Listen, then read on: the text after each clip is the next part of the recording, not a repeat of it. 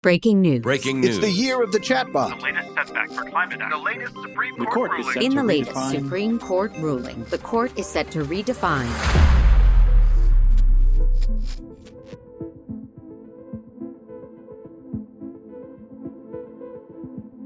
Hi, friend, and welcome to this 9th season of the Mission Forward podcast. I'm Carrie Fox, your host and CEO of Mission Partners, a social impact communications firm and certified B Corporation. And as I've previewed in the lead up to this season, we find ourselves in a critical year and among some complicated times. Presidential elections will take place here in the U.S. and in 50 plus other countries around the world. Just as global wars are raging, AI is on the rise and DEI is under attack. Public health, environmental, and economic concerns are all heightened, meaning the decisions we make this year will be consequential ones. Now, to navigate these times, we need courageous and intentional leaders, and I'm counting on you, my friend, to be among them. But I get it. Being a courageous leader in this time, well, that's even more complicated than in years past. And in this March-April issue of the Harvard Business Review, new research indicates that people across the globe are demanding that companies address societal issues of the day. And yet many consumers rate companies' performance on the issues quite low. Businesses feel they're doing all they can, and consumers are left wanting more. So where in the world does that leave us? Well, today, thankfully, in the hands of Carol Cohn, a pioneer in social purpose who is widely recognized as one of the world's foremost thinkers and leaders on social impact. As the founder of the Purpose Collaborative and Carol Cohn on Purpose, she has built global movements, won hundreds of awards, and most importantly, raised billions of dollars for critical causes, all while guiding leaders to be purposeful in their decisions and actions. Carol was with us in the early days of the show, having been a guest on season 2 in what now feels like the infancy of this show. But lucky for us, she's back, and we've got a great show ahead. So let's get to it. Carol, my goodness, I am so glad you're here. Tell me, where is your head and your heart as you are coming into this year? First, thank you, Carrie, for that amazing introduction.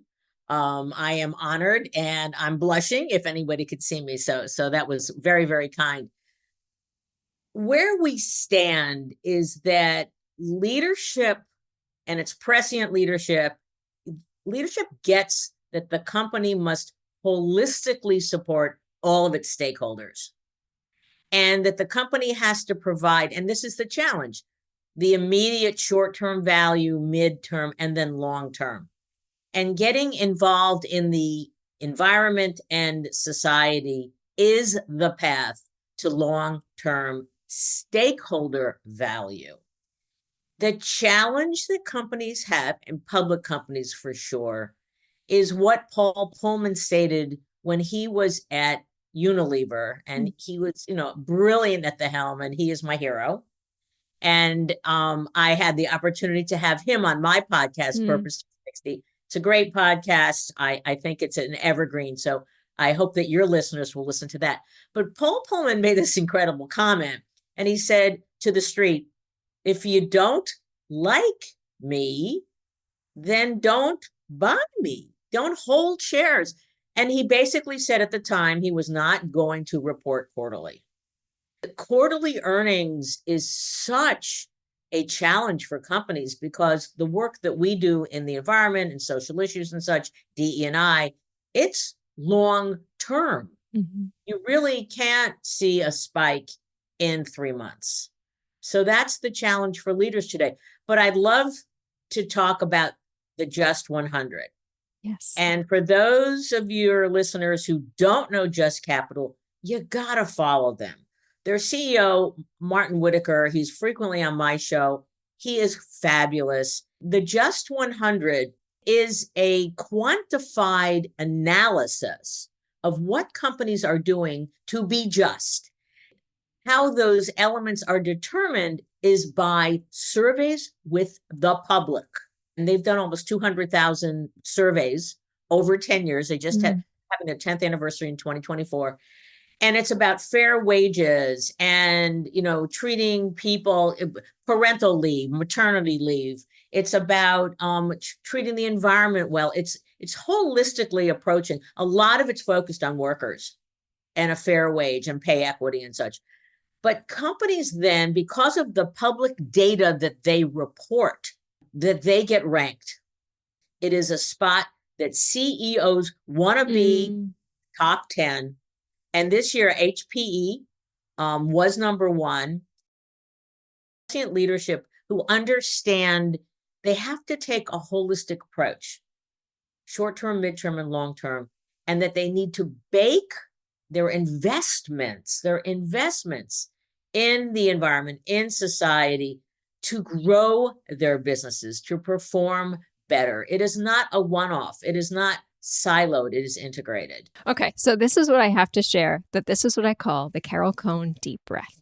Because so many people can come into this conversation saying, this is unprecedented times. How are we going to navigate through this? What do we do? Right? And they feel frozen. And what you just so beautifully did is say, look, there are plenty of examples of companies who are doing it and navigating it. We can learn from them and head over to the Just 100 to see what they are doing, right? I mean, there are so many examples of companies navigating well through this time. There are great examples. And I have to give you this is an interesting, I love the Wall Street Journal. I also love, by the way, Alan Murray's newsletter every day, the CEO Daily. Fortune does an amazing job. They also have a great podcast called Leadership Hacks. And Alan does a deep dive and he really talks to great leaders. There in the Wall Street Journal, there was a headline and it said, Eli Lilly should replace Tesla in the Magnificent Seven. And that's extraordinary because the Magnificent Seven, if you are an investor, it's just all the tech companies that are killing it, especially in AI. And it was extraordinary because I just did an interview with Jim Griffey, who is their head of ESG strategy at Eli Lilly. And I asked him if I could, because we weren't talking about their weight loss drugs. We were talking about how they approached DE&I, ESG in Eli Lilly. And it was extraordinary because before the Biden administration said, you've got to lower the cost of insulin, they lowered the cost of insulin. They were about 6 to 9 months ahead of time that they were going to do a $35 insulin cost or less. And so Lilly just, and they're going to be almost 150 years old. And they are about bringing medicines to the market to truly help people have better lives. And they're doing amazing things in DE&I. I mean, they have conferences and they have this up-level conference and they bring their people off-site and they're training them and they're working with them. I mean, they have a $100 million commitment to the environment to hit their 2030 goals. I mean, this is an old line company. But here's what Jim Griffey said, which I thought was wonderful. He said, because a new medicine could take 10 years or more to get to market. We have a very long-term view, and we take that long-term view and we put it into our view of ESG. So these are investments for the long time. These are not short-term. The other thing that's amazing about Jim Griffey, and I met him actually at a Fortune conference, was that his 20 years at Lilly, he was in finance. He's a finance guy. And only in the last 4 years did they give him this job. So they're saying ES and G must also be analyzed and measured and the data reported. So it's a really interesting role for someone to evolve into that. And I want to talk a little bit about the roles of people in these leadership positions in ESG, whatever you want to call it in companies, because you've got Justina Nixon-Santil, and she is at IBM, and her background is an engineer. And then you have people like Geraldine Ritter, who went from Merck to Organon, and she's deeply leading public affairs.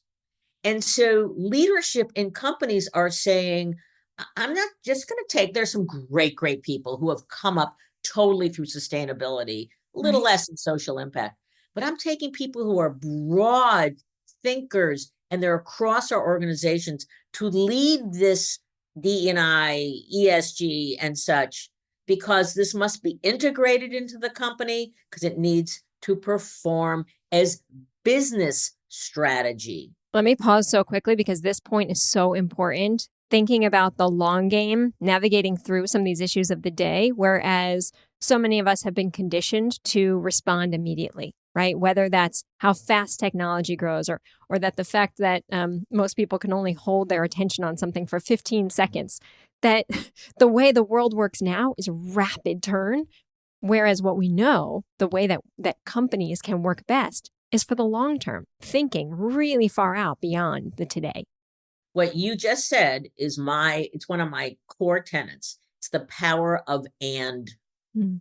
That when we're talking to leaders and they're going, well, I need the short term, but I have to do the long term. I said, you need to hold them both in your brain at the same time. It's the power of and. It's the power of business strategy and significant social impact and how they work together. So for example, Lilly has, they've got manufacturing in Ireland, and they have their largest solar farm, I think, in Ireland on top of that plant.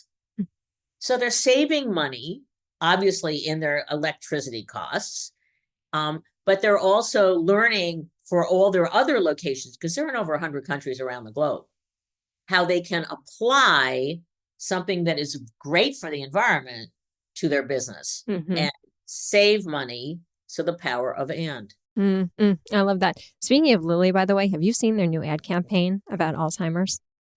No, I haven't. It is just gorgeous and compelling and gets like right to the heart of the issue. I'll link it in this article, but it speaks to that idea that they may be 100-plus-year-old company, but they are thinking so intentionally now in real term about how people can respond to issues like Alzheimer's and the role they are playing in the solution.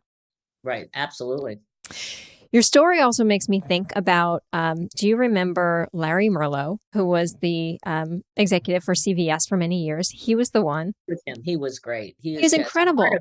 Heart of gold.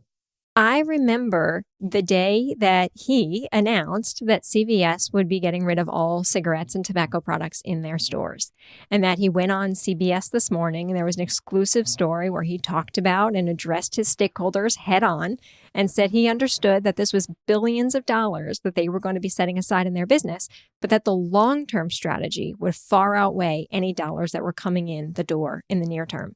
And how right he was, but what a risk he had to take to be able to get, a company. He wanted to position that company, as did the executives, as a healthcare company.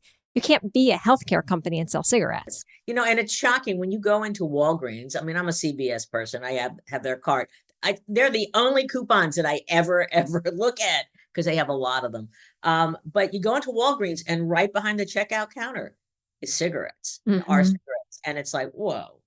It's a real kind of cacophonous sort of situation to the brain, to anybody that follows that. Right. All right. So we're talking about the importance of navigating this year, thinking long-term versus short-term. You were just starting in on DEI and how many companies are walking back commitments when, there are plenty of good examples of organizations who are embedding DEI into their long-term strategies. Anything else you want to touch on that topic before I bring us to another? Well, DE&I, I love that the Public-Private Strategies Institute did a survey, and 82% of executives believe that diversity initiatives are critical for their business strategies. Yay, that's really good. I don't think that they're walking the leading companies, the Just 100 companies, and by the way, there's 937 that they analyze, so it's not just 100. What's happening is that companies are very fearful of talking about DE&I, and they're going to get whacked. And so there's a lot less conversation, but there's still the doing. And there's the understanding that not only if you're selling consumer products, you have to sell to your markets. So if you look at very specifically, look at Macy's, and Macy's reclaimed their social impact, and they're calling it Mission Everyone. And they truly are going to invest in Black and diverse supply chain and designers and bringing in top talent to their organization. And we were very fortunate to work with Macy's because they do tons of holiday checkout, fundraising and such. And they needed a new partner for their holiday. And they asked us, we had like about 2 months to do it. So this was a sprint. And they said, find us a partner that will align with Mission Everyone. Now, Mission Everyone was a social impact strategy. They wanted to align their giving and their new business strategy. And so it didn't take us a long time, it took us really quickly, but we helped them choose because they had to be in 500 markets. And so Big Brothers and Big Sisters was the right organization to align with everyone. And their CEO, Artis Stevens, he's like phenomenal. And they have a great relationship. And the first year during holiday, they raised $4.8 million. Wow. Out a lot of communication. But again, it's the alignment, it's the fitting together. Right. And it's the doing versus the communicating about the doing. Do the work, right? Worry less about how to communicate about the work, and said from communicators, but do the work. And that was a DE&I example of business strategy and social strategy coming together to align Macy's with their evolving customers, which are over 50% diverse, as well as their employees. Right. Okay. So much more, but this show, we're just touching on things. So unfortunately, we're going to put a pause on that one. AI, I'm going to set up this one real quick. So I was at a conference a few weeks ago and heard one of the leading experts in AI say last year was all about AI experimentation. This year is all about AI integration, when a lot of companies are still feeling very concerned about the legal ramifications of integrating AI, whole scale across an organization. I think about AI a few ways, and I want to get your take on this. One, I particularly prefer thinking about it as augmented intelligence versus artificial intelligence, making sure we're not replacing humans and instead augmenting and supporting the human performance. But two, the role and the potential consequential role that AI will play in all of these elections happening this year, right? And how we make sure that we don't get lost in what becomes in how AI or the power of AI could have on how we understand and address the issues around us. So whether you want to take this and think about your take on AI in corporations or broadly the role AI is playing, I'm curious to get your take. Well, there's people that look at it's a half glass full and empty situation. There is a tremendous amount of upside to augmenting the human capability and replacing repetitive work and making people feel, as long as they're trained. Everyone says your job won't be replaced, if you're trained, because people need to know how to use it. So, I've asked my colleagues in the Purpose Collaborative, does AI have a soul? Because I'm very curious, does AI have a soul? And people say, no, AI is not human. Albeit when you do a search, and you want to say thank you. And I want to say thank you all the time. I use AI for creativity to kind of start some thinking, but I still think the hallucinations in there, and there's a lot of kind of generic responses in many, in our kind of communications work. So it needs a lot of revision.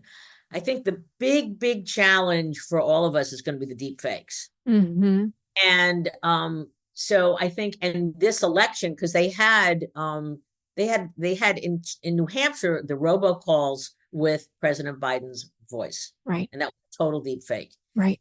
And so unfortunately, I do not think we're going to have the solution, the tool that checks things out for us. That is it real or is it a fake? That will come.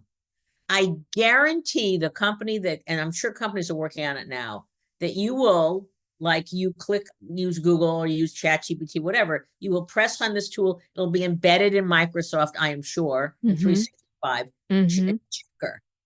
And, some companies are demanding watermarks especially on the creative side of AI. That's going to come, but I don't think it's going to come soon enough. Right. It's not going to come for this fall. And so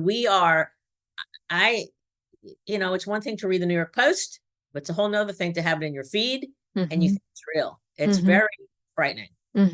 Yeah, it is. And how important training will be for employees to understand and start to learn how to use the tool, how to feed the tool, so that we don't get caught in the deep fakes. It's hard. I mean, if you're going to use it, best practice is you have to give really good prompts. The Mm-hmm. prompts to be deep and directive and things like that. And so, yes, you can use it. I think we're just going to go. But, at Davos, for example, and I was listening to Alan Murray, and he said, every single storefront and, every single panel, AI, AI, AI, AI. Right. It is the technology that it's people have said it compared to the printing press, Mm. but it's just going to have a much greater impact on our lives. Right. And then the lives of our children and our grandchildren. Right, right. So it's interesting. While we think that perhaps last year was the year of experimentation, I mean, experimentation isn't ending as we come into this year. There was a lot of testing and understanding and exploring how AI fits in any organization effectively. But that now is not the time to close your eyes to AI. You have to be thinking intentionally about how it will play out in your own organization and in your field. And the larger companies, I mean, that's where I think smaller companies are at risk because companies are pooling resources. Right. And, they're investing significantly. Right. All right. You choose. Where do you want to go next? Climate, mental health, or another issue that's top of your mind? Well, I think, okay, let's talk about climate. Okay. Because, every company, climate is no longer a nice to do. It is a have to do. Companies of all sizes are investing in climate, and they are setting goals and they are measuring. And again, to be in the just 100, you have to report. And so public companies are reporting, even private companies are reporting. But I love the innovation that is happening. And when I had Justina on my podcast on Purpose 360, she was so proud to talk about the IBM Sustainability Accelerator. What they do, it's a massive global grants program, and each year they have a theme. And the recent, I think a year ago, they had water as their theme. And the grants that they funded were extraordinary. So they were, water quality in Brazil. They were the potential of flooding in the Appalachian region. They were forecasting conditions of weather in the Middle East and Africa, model rainfall in Illinois. I mean, fascinating things. And of course, and it was like $30 million by 2025. And it's not only cash, but it's also the deep credibility and capability of IBM and all of their engineers. And truly, there's a deep skilled, I don't think they even call it volunteerism. I think it is about working on these projects to, one, help these societies and countries protect themselves, but also to have cross-fertilization of ideas, getting incredible innovations. And so that's just one small example of the innovation that big companies are bringing to climate. But then you're seeing, companies are building new headquarters and they all have solar panels on their roofs. Right. And then also you're seeing there's some wonderful things happening in climate, for example, where you see really large not-for-profits like Save the Children. And they are working with partners on sourcing and supply chain issues, the supply chain of labor-free chocolate with children. And so you're seeing it's not just the big, Fortune 100s. It is actually not-for-profits too, and the two coming together. And that's an exciting what if for me, right? Because I remember being at a B Corp conference a few years ago, and someone was speaking about how at that time, there was a group of folks who were focused on social impact, and there were a group of folks who were focused on environmental impact. And it was as if we were two sides of the room. There was very little integration of someone realizing that you can do both. And the what if that you just introduced there is, one, small companies aren't immune from being able to have an impact on the environment. But when we question our pipelines, our vendors, our process, we start to uncover a lot of opportunities to, in fact, make an impact on environmental issues. Absolutely. I want to talk about a small company that, again, they're examples from my podcast. And so, I love your podcast, love my podcast, Purpose 360, Ultranauts. And Ultranauts Rajesh was founded by Rajesh Anandan. Hmm. And he was back in the day, he was at Bain, and then I met him at UNICEF. And he decided that neurodiverse, and his whole company's about neurodiverse individuals Hmm.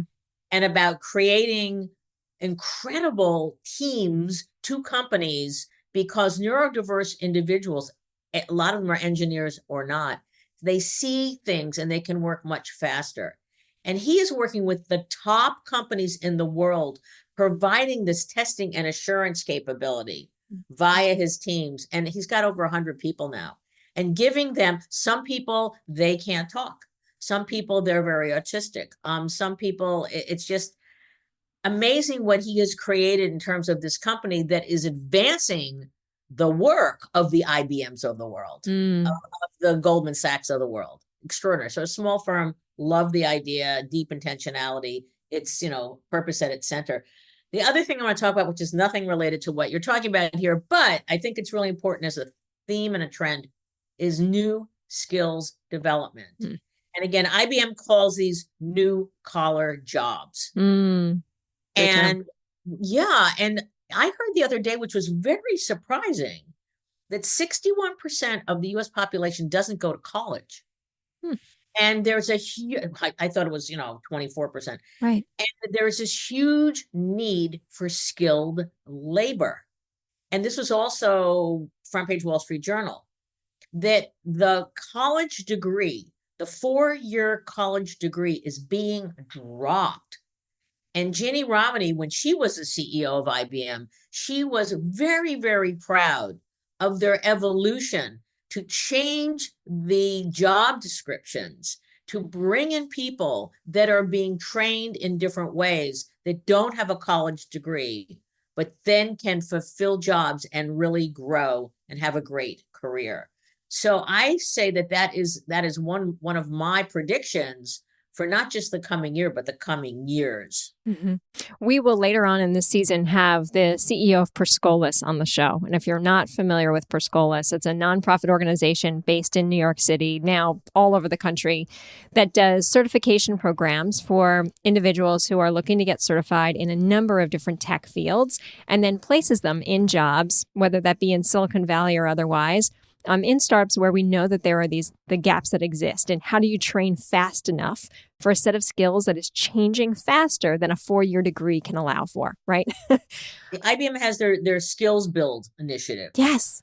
And I think actually IBM and Perscolis work together on this, that you've got to find a way to close the gap faster. Absolutely. And they have a commitment of investing $30 million by 2030. And they're constantly training, and they have certificate programs. And it's so prescient that they understand that you don't have to have this advanced engineering degree, right, to truly have a career, a really good career. And that's very, very rewarding. And, IBM started way back when with P-Tech, and they were teaching in high schools and such. And that became kind of the bellwether, and the Stan Litow, who led that program, a genius, wonderful guy. He's gone on to now teaching in a lot of universities. But P-Tech became the gold standard in schools to truly develop the tech skills for people. Couldn't afford it, really. Right. So another great example of how companies are thinking about DEI in action is they are thinking broader than the 4-year degree and what that means entering into the workforce, and other pathways to enter into the workforce that bring some new skills too. We're coming to the end. One more topic. I'm curious if there is one top of your mind before I wrap us up. I talked about getting these jobs because I am constantly asked, I get so many, requests on LinkedIn. Can you please give me advice? I want to have a career in social impact or sustainability. How do I get this job? And so, I think that the first thing I would say is that there's not a direct line to get these jobs. That you saw Jim Griffey had a finance job. And you saw that Justina Nixon Santil, she had an engineering degree. And so what I say is that you really you have to be a self-learner in addition to getting your advanced degree. There's so much information out there. You need to I would say, be a sponge. Be a sponge, and just constantly learn. And also, I always say in your 20s, you can have different elements of this career. I do see that in these jobs, and there's some big consolidated jobs now where it includes capabilities not only in sustainability and reporting and really understanding the background, the science and the metrics, but it's also having a public affairs background. Because the intersection of a company can't stand alone in society. And if you look at AI, and I guess the reporting in Alan Murray's column today about check out what's going on in Brussels, and then also the green reporting and the standards in Europe that is, then coming over to the US. And so it's a global world in terms of the work that we do. And the skill sets that you need if you really want the top job needs to be diverse and advanced skills as well. And then you need to stick with it and be a sponge. Right. So now is not the time to be narrow in your focus. Now's the time to look wide up and around, to understand what's happening around you and the connections between that work. Yeah. All right, Carol, we started out today really big and overwhelmed, right? We did what we knew we could count on you for, which is a Carol Cohn deep breath, and knowing that there is a lot of examples out there and leaders that we can learn from and model in this work. We took on some at a high level, some of the issues that we're going to face in the year ahead. And the beauty of this episode is it's going to set the tone for the rest of the season. We're going to dig into these issues with experts in each of these respected fields. But I can't end this without asking you something. And it's going to be grounded in purpose. And I am curious, what you think the biggest opportunity for purpose is in the year ahead. Well, I say it's the activation, and it's the activation across the enterprise. And it's internal and it's external. Now, if you hold me to like one audience that we have to have an impact on, I always start with employees, because employees are the engine of your organization. They're the heart engine. They're the economic engine. They're the energy engine. And that it was so rewarding to me about 5 years ago, because I was talking about employees for decades and nobody listened to me. And then about 5 years ago, when it's about your knowledge, we're in a knowledge economy. It's not just a technology economy. And companies and leaders, and that's where the Just 100 and Just Capital, 50% of the justness of what a company needs to do is based on employees and benefits and fairness and wages and training and career development and such. So I say, and the other thing that's great about employees is that I asked Alan Murray when I had him on my podcast to talk about Tomorrow's Capitalist, which is a great book. And I said, how do we get the messages out? Because especially today, a lot of companies are worried about talking about what they're doing because they're going to get whacked. And they whacked on the nose. I always said, the newspaper on the dog's nose. And I don't do that. No, with my dog. I always pat my dog. And he said, your employees, share your information with your employees. They all have social networks. And you think of some companies, and our clients have 10,000 employees. They could have 50,000 employees. That those employees want to know what you're doing. I was very pleasantly surprised that when I, talked to my guests after the fact, and they said, the best listeners for my podcast were our employees, because they didn't hear about kind of the more casual nature of a conversation. So I say employees are number 1, 2, and 3 as your key audience. And then I'm going to end on one thing, which is the whole controversy on what the heck do you call this thing? Is it corporate responsibility? Is it corporate social responsibility? Is it ESG? Is it because some have said, you know what, because Larry Fink's no longer calling it, he's not even really pushing a lot about purpose. And so some people call it, let's call it responsible business. Well, I will say that's not the term I like. Now, I'm only one person with a podcast and with lots of clients and great friends and our network of the Purpose Collaborative, which is over 44 purpose firms around the globe coming together with extraordinary people to learn and to share. When I was talking to Martin Whitaker, I think here's the name of what this is. It's just business. Oh, there we go. I think just business, and not because it's just capital, because I think just is a It's a more generous word Mm-hmm. than responsible business. I still think responsible business gets you into the woke capitalism controversy. Mm-hmm. I think just business is great. So that's the term I'm going to be promoting here on in. Hey, and I'll always love a double meaning. So it is. I mean, it is the new norm of business, just business. And I love the deeper meaning of it too. Well, as always, Carol, you are brilliant. Thank you for setting the grounding for the year, but also the inspiration for the year. Thanks for letting me throw some big questions at you and giving us the guidance on where we go from here. I appreciate you. Oh, well, I appreciate you too. It's kind of a, dare I say, it's a mutual adoration society, and everyone should listen to your podcast. They should listen to ours and be a sponge, because there's so much to learn and so much to be inspired by. So thank you so much, Carrie. That sounds like a plan. We'll have a link to your show in our show notes, and thanks everyone for listening. And that brings us to the end of this episode of Mission Forward. Thanks for tuning in today. If you are stewing on what we discussed here today, or if you heard something that's going to stick with you, drop me a line at carrie@mission.partners and let me know what's got you thinking. And if you have thoughts for where we should go in future shows, I would love to hear that too. Mission Forward is produced with the support of Sadie Lockhart in association with the True Story team. Engineering by Pete Wright. If your podcast app allows for ratings and reviews, I hope you will consider doing just that for this show. But the best thing you can do to support Mission Forward is simply to share the show with a friend or colleague. Thanks for your support, and we'll see you next time.